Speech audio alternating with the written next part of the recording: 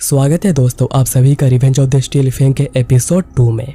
Episode के starting में वाइकर कहता है यह वास्करविल है, यहाँ पर एज मैटर नहीं करता जब तक तुम्हारे पास टैलेंट और स्ट्रेंथ है। चलो भाइयों इस गेम को पूरा करते हैं।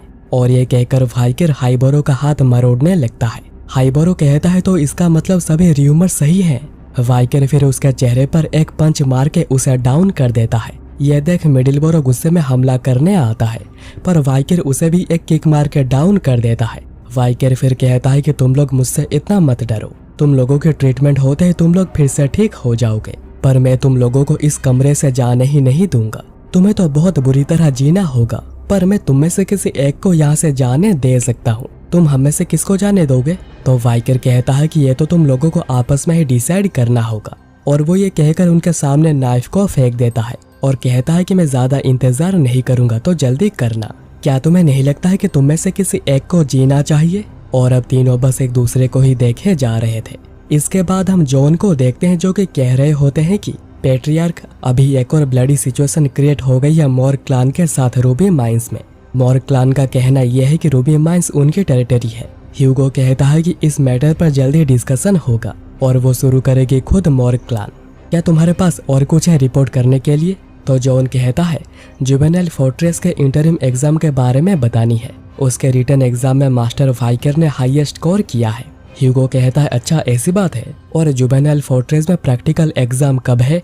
तो जॉन बताता है 5 दिनों में। गार्डियन नाइट्स ने ऑलरेडी प्रीमाइस को खाली करना शुरू कर दिया है ताकि वहां पर प्रिपरेशन किया जा सके। ह्यूगो कहता है तो पूरे फोर्ट्रेस को ही खाली करना होगा। मुझे आपसे जुवेनाइल फोर्ट्रेस के एक मैटर के बारे में बात करनी है। वहाँ पर यंग मास्टर्स के बीच में एक बड़ी फाइट हो रही है। ह्यूगो कहता है एक बड़ी फाइट, उनमें से कितनों की डेथ हुई है? जॉन कहता है कोई कैजुअलिटीज तो नहीं हुई है, पर हाइबोरो के दांत कम्प्लीटली डैमेज हो गए हैं और मिडिल बोरो के जॉ भी पूरी टूट गई है और लो बोरो की लेफ्ट इंडेक्स फिंगर भी कट चुकी है। पर अभी ऑफकोर्स ट्रीटमेंट के बाद उनकी हेल्थ ठीक है, पर उनका साइकोलॉजिकल डैमेज बहुत ज्यादा हुआ है। ह्यूगो कहता है कि उन्हें अपनों में लड़ना नहीं चाहिए था क्योंकि वो सभी बहुत ही क्लोज हैं। जॉन कहता है कि एक और यंग मास्टर है जिनके साथ भी प्रॉब्लम चल रही है, जिसने इन 3 यंग मास्टर्स का ये हल किया है, और वो है 8 साल के यंग मास्टर वाइकर जिन्होंने रिटन टेस्ट में हाईएस्ट स्कोर किया है। और ये सुनकर ह्यूगो सरप्राइज हुआ था। इसके बाद वाइकर ह्यूगो के केबिन में आता है। ह्यूगो कहता वाइकर आखिरी बार मैंने जब तुम्हें देखा था तुम तब से बहुत ज्यादा बड़े हो गए हो। वाइकर फिर ह्यूगो को पैट्रियार्क कहकर एड्रेस करता है। तो ह्यूगो कहता है पैट्रियार्क हाँ मैं वही हूँ, और मैंने सुना तुमने तुम्हारे सीनियर ट्रिपलेट्स को डिसेबल्ड कर दिया है। वाइकर कहता है कि अगर आप उन ब्रदर्स की बात कर रहे हैं, मुझे लगता है कि उसके बाद उनका ट्रीटमेंट हुआ है।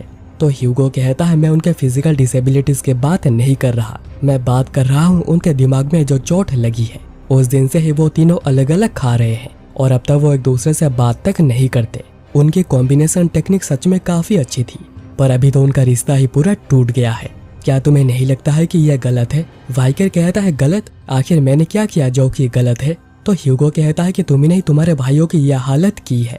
तो वाइकर कहता है कि पर मैं तो स्ट्रॉन्ग हूँ ना, तो आखिर एक स्ट्रॉन्ग इंसान कैसे गलत हो सकता है?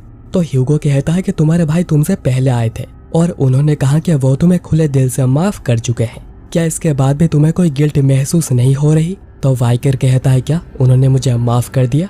वाइकर को फिर पास्ट लाइफ की एक बात याद आती है, जब एक फैमिली की यंगेस्ट डॉटर ह्यूगो से मिलने आई थी जिसके फैमिली को वास्करविल क्लान ने डिस्ट्रॉय किया था। वो कुछ साल के बाद एक नन बन गई और ह्यूगो को कहा कि मैंने तुम्हें माफ कर दिया है। और उसके बाद ह्यूगो ने जो बात कही थी अभी वही बात वाइकर कहता है। मैं मानता हूँ कि माफ कर देना एक एक्सक्यूज है जो कि कमजोर देते हैं, क्योंकि वो कमजोरी की वजह से बदला नहीं ले सकते हैं। ह्यूगो थोड़ा स्माइल करते हुए कहता है कि स्ट्रॉन्ग ही हमेशा राज करता है और वीक होना एक सिन है।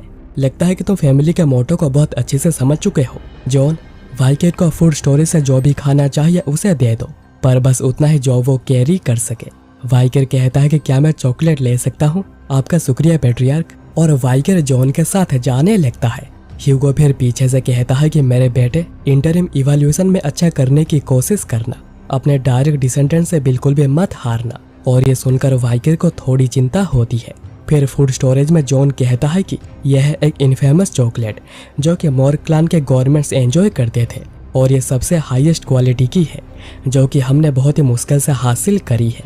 वाइकर कहता है कि मुझे कुछ भी प्रोसेस्ड नहीं चाहिए, मुझे ककाओ बीन्स चाहिए जिसमें कि रिच एरोमा हो। तो जॉन कहता है क्या बीन्स? तो ये रही ब्लडी बीन्स, जो कि अपने रिच एरोमा के लिए बहुत ही मशहूर है। इसके बस एक ही बीन से 100 लीटर चॉकलेट प्रिपेयर किया जा सकता है। वाइकर फिर एक बीन को ऐसे ही खा लेता है। जो देख जॉन सोच रहा था कि ऐसे कड़वे बीन्स को वो ऐसे ही खा रहा है, लगता है कि उसे चॉकलेट सच में बहुत ही ज्यादा पसंद है। मास्टर वाइकर लगता है कि पैट्रियार्क ने उनके लिए जो रेस्ट्रिक्शन सेट की थी जिससे कि वो ज्यादा चीजें ले जा नहीं सकते हैं, तो उन्हें अभी एक मेथड मिल गया है जिससे उन्हें जितनी चॉकलेट चाहिए वो लेकर वो जा सकते हैं। उनकी इंटेलिजेंस तो सच में ही बहुत ज्यादा है। फिर सेफ कहता है कि यंग मास्टर वाइकर, क्या आप चाहते हैं कि हम इन्हें प्रोसेस करके आपके रूम में पहुंचा दें? तो वाइकर कहता है कि नहीं, इसकी कोई जरूरत नहीं, मैं इन्हें ऐसे ही ले जाऊंगा। जॉन सोच रहा था कि क्या उनका टेस्ट बहुत ही अलग है, पर वाइकर तो ये चॉकलेट खाने के लिए लेकर नहीं जा रहा। यह ब्लडी बीन्स 5 दिनों के बाद जो प्रैक्टिकल एग्जाम होगी उसमें काम आएगा, और इस दिन इतना कुछ ज्यादा होगा जो कि वास्करविल क्लान में कभी हुआ ही नहीं होगा।